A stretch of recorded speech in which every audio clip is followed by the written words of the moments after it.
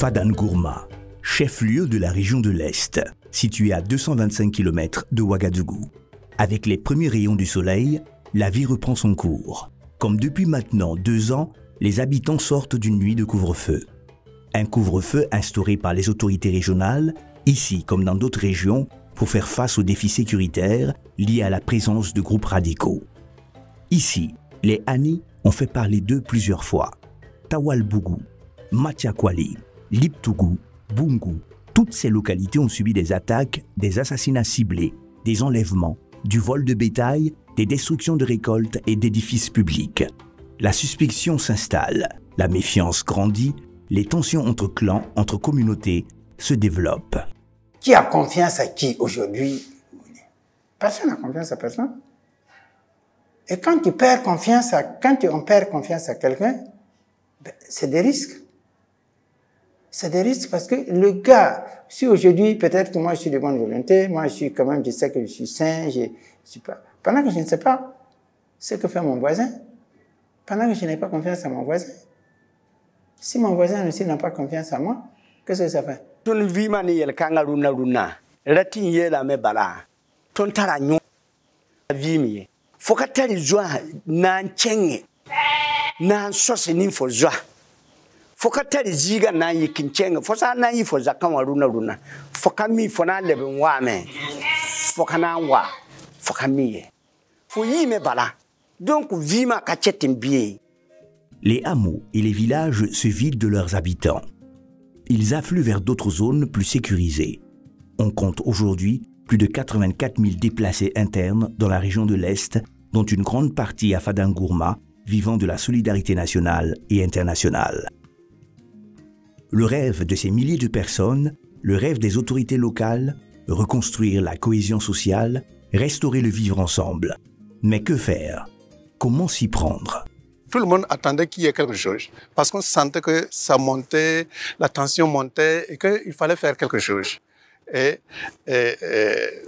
le maire a vraiment choisi le bon moment et il est venu pendant que tout le monde était en attente de qu'est-ce qu'on va faire.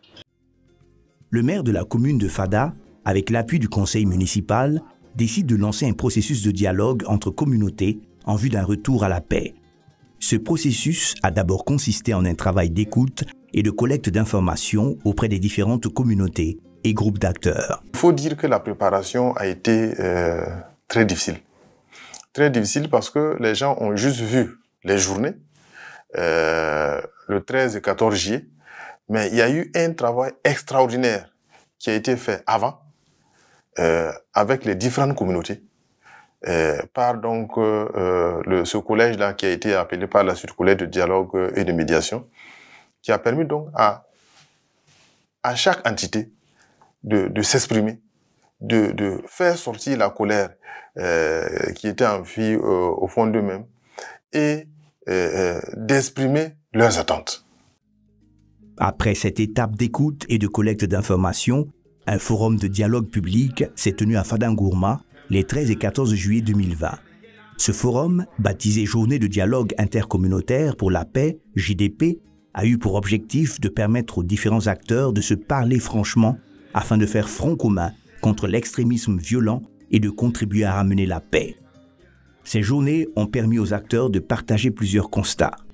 L'extrémisme violent n'épargne personne, qu'importe son statut social, sa religion, son ethnie.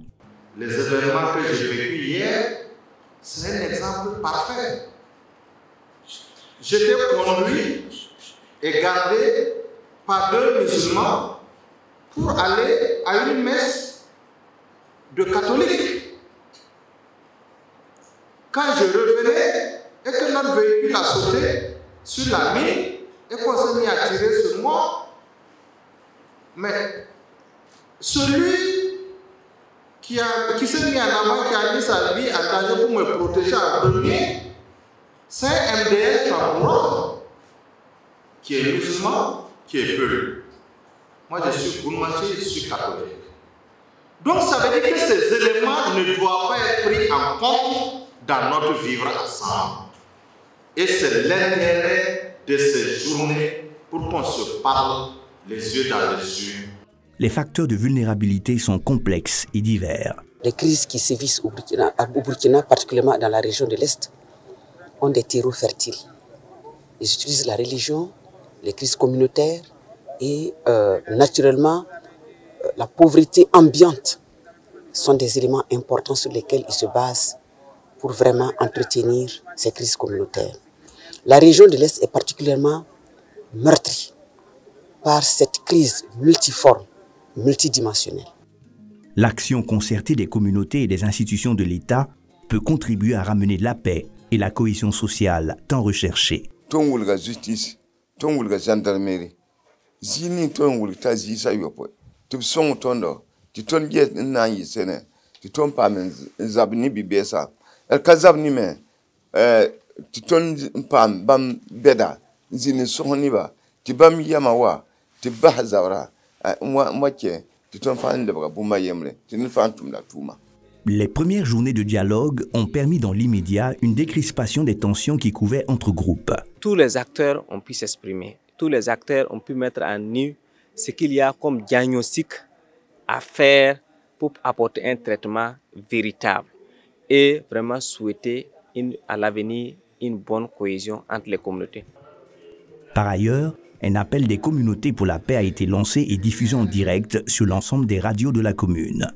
De justice, de pardon, d'amour et de paix. Les journées de dialogue ont aussi recommandé la mise en place d'un groupe de personnalités chargé de la mise en œuvre des recommandations du forum. Ainsi naît le Collège de dialogue et de médiation CDM. Les missions de CDM sont les suivantes. Créer un cadre de concertation entre les différents acteurs en vue de la reconstruction de la paix que nous avons perdue.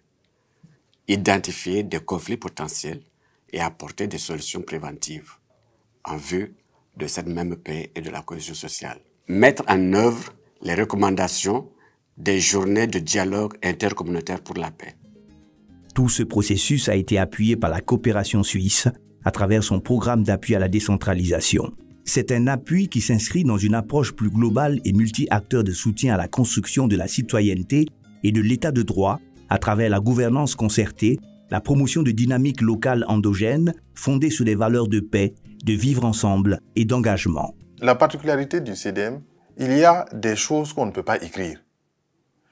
Il y a l'émotion, il y a le fait d'avoir un groupe, d'avoir une communauté qui a envie de se parler. Et c'est tout ça mis ensemble avec des personnalités motivées qui permettent d'avoir des résultats. Avec l'installation du CDM, une étape importante est sans doute franchie, mais beaucoup reste à faire.